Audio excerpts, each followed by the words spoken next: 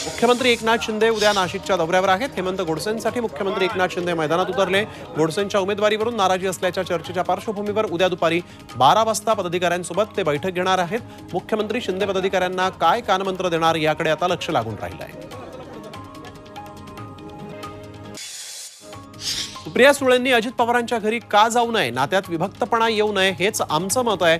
सुप्रिया सुळेंनी आशाताईंच्या घेतलेल्या भेटीवर शिवसेनेनं ही प्रतिक्रिया दिली आहे। आज हे गेले तर उद्या ते जातील असं विधान शिवसेनेचे प्रवक्ते संजय शिरसाट यांनी केलं आहे।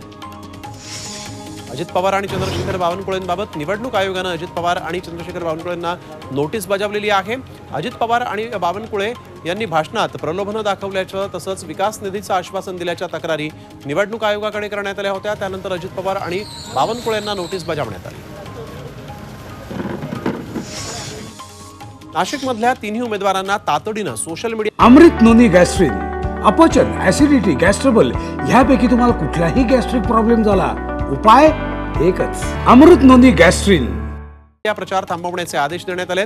निवडणूक विभागानं तिन्ही प्रमुख उमेदवारांना नोटीस बजावलेली आहे। निवडणूक विभागाची परवानगी न घेताच सोशल मीडियावर सुरू केलेला प्रचार महायुतीचे हेमंत गोडसे, महाविकास आघाडीचे राजाभाऊ वाझे आणि अपक्ष शांतिगिरी महाराजांना भोवलेला आहे। प्रचार त्वरित थांबवण्यासह 48 तासात खुलासा करण्याची नोटीस निवडणूक निर्णय अधिकाऱ्यांनी बजावली आहे। शिवसेना शिंदे गटाचे राजेंद्र गावित पुन्हा भाजपमध्ये परतले आहेत। देवेंद्र फडणवीस आणि बावनकुळेंच्या उपस्थितीत गावितांनी पक्षप्रवेश केला। पालघरमधून तिकीट नाकारल्यामुळे राजेंद्र गावित हे शिवसेनेत नाराज होते, त्यामुळे ते पुन्हा स्वगृही परतले आहेत।